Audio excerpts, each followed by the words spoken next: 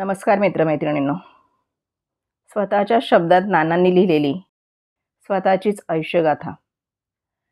आयुष्याच्या वलयात शिखरावर पोहोचलेल्या या व्यक्तीचं आयुष्य कसं घडलं यांचं शब्दांकन ऐका त्यांच्या शब्दात.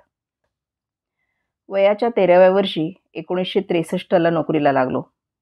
दुपारी शाळा संपली की घरी असेल नसेल ते खाऊन 2च्या सुमारास 8 किलोमीटर चालत जायचं. रात्री 9-9:30 ते 10 वाजता पुन्हा 8 किलोमीटर चालत घरी यायचं. घरी पोहोचायला 11:30 कधीकधी 12 वाजायचे. पुन्हा सकाळी 5:45ला उठून शाळेला. नोकरीचे महिन्याला 35 रुपये आणि रात्रीचं एक वेळचं जेवण मिळायचं. जाताना एकदा आणि येताना एकदा असं 2 वेळा स्मशान लागायचं. कधीच भूत दिसलं नाही. पोटातली भूक भूतापेक्षा भयान होती. कुठल्याही शाळेत न मिळणारा धडा परिस्थिती शिकवत होती. हळूहळू कशाचीच भीती वाटेनाशी झाली. मरायचं नव्हतं. येणाऱ्या दुखऱ्या क्षणांना बेदरकार करून होऊन सामोरं जात होतो.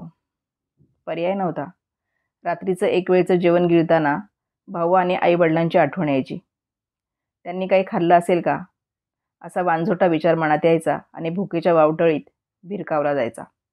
अपरात्री परतत असताना रस्ता निर्मनुष्य आणि भयान असायचा.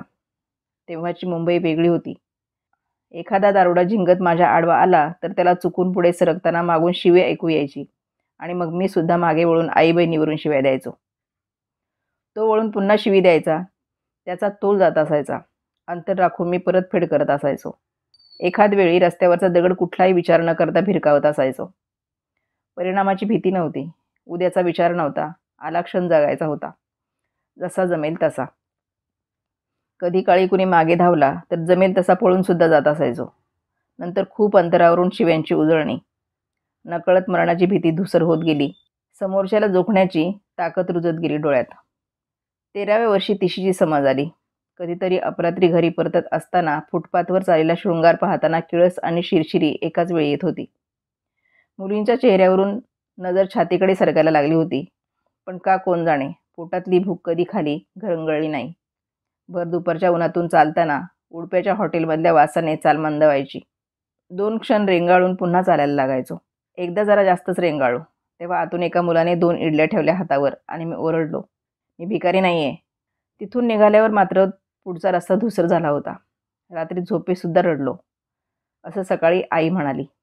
खूप खोदून विचारल्यावर मी खरं काय ते सांगितलं आणि शाळेत गेलो. दुपारी घरी आल्यावर खिडकीतून डोकं आलं तर आई वडील रडत होते. मी थोडा वेळ बाहेर फिरून मग घरी गेलो. तोपर्यंत पाऊस ओसरला होता.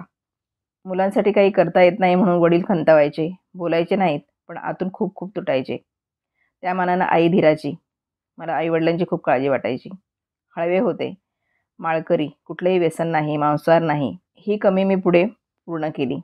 वडिलांचा व्यवसाय चांगला चालत असताना आम्हाला खूप नातेवाईक होते. सुट्टीच्या दिवशी रात्रीचं जेवण घरच्यांसोबत असायचं. 2 चपात्या आणि डाळ. हिरवी मिरची खायचो. मग खूप पाणी. पोट भरायचं. आजही तिखटाची सवय सुटलेली नाही. चपातीच्या वासाची सर जगातल्या कुठल्याही फुलाच्या सुवासाला नाही. सणावाराला शेजारच्या घरातून गोडाचा वास यायचा. खावंसं वाटायचं. आज गोडाचा तिटकारा आहे. माणसंसुद्धा गोड वागली की संशय येतो. अगदी जेवणाच्या वेळी कसं आहे अशी वांझोटी चौकशी करण्यासाठी मी कितीतरी वेळा मित्रांच्या घरी गेलेलो आहे. माझी सगळ्यात गोड मैत्रीण भूक. काय नाही दिलं या मैत्रिणीनं. त्या वयातला तो अप्रतिम प्रवास. पावला पावला गणित किती शिकवलं तिनं. सारी शिकवण पोटातून. माझ्या पौगंड अवस्थेत माझ्यासोबत कायम झोपलेली ही एकमेव मैत्रीण. खरं तर मी शिणून झोपायचो. ती कायम जागी असायची. माझ्या जिवंतपणाची खूण म्हणून. माझी खात्री आहे नकळत्या वयात ज्यांना म्हणून ही मैत्रीण लाभली ती मंडळी खूप सुखावली असतील पुढील आयुष्यात. खूपदा कोणीतरी खात असताना मी आवंडे गिळलेत. आपण खातो ही कल्पनाच सुखद होती त्यावेळी. अभिनय म्हणजे काय? कल्पनाच की. पुढे होऊ घातलेल्या नटाच्या ढुंगणावर परिस्थिती दुगाने झाडत होती. गळ्यात दप्तर, पोटात भूक आणि पायात पेटके घेऊन वर्गात गेल्यावर खोड्या काढणं हा एकमेव उपाय होता भूक विसरण्याचा. गुरुजींनी कायम ओंडवा उभा केल्यामुळे फळ्यावरचे सुविचार मी उलटे वाचले. आजही या वयात कमरेचं दुखणं नाही. त्या गुरुजनांचा मी आभारी आहे ज्यांनी मला पायाचे अंगठे धरायला शिकवले. डोळ्याजवळचा दुसरा अवयव कुठला असा प्रश्न विचारला तर सामान्यतः नाक, तोंड, कान असं लोक म्हणतील. पण शालेय जीवनात माझ्या डोळ्याजवळचा अवयव माझ्या पायाचे अंगठे होते. आजसुद्धा व्यायाम करताना पायाचे अंगठे पकडतो. पण त्यावेळची गंमत न्यारीच होती.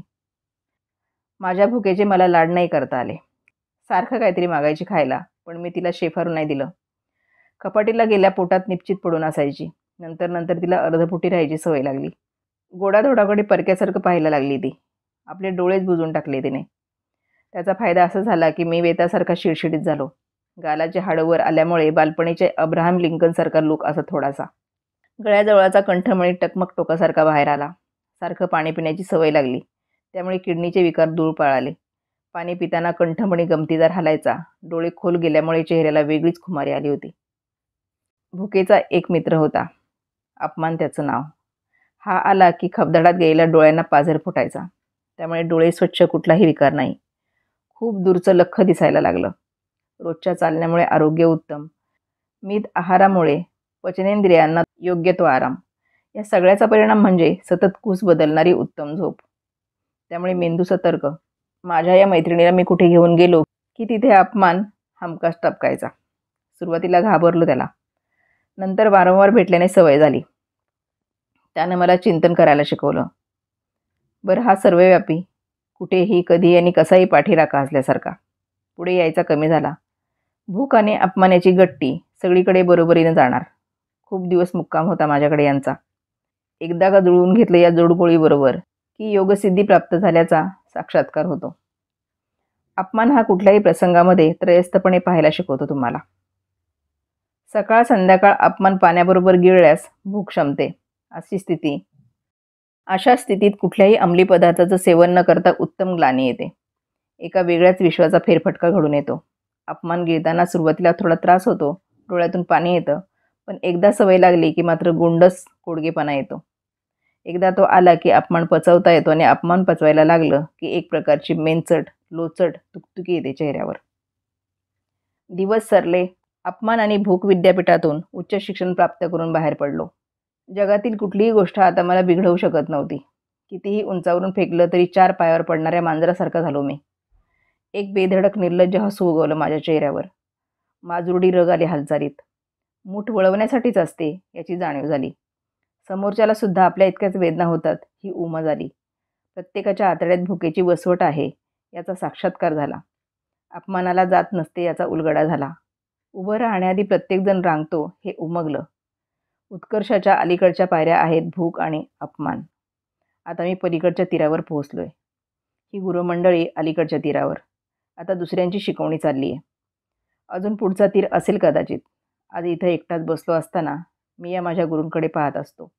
माझ्या वाटेला येत नाहीत आता. ओळख नसल्यासारखे वागतात, पण मी त्यांना विसरलो नाही.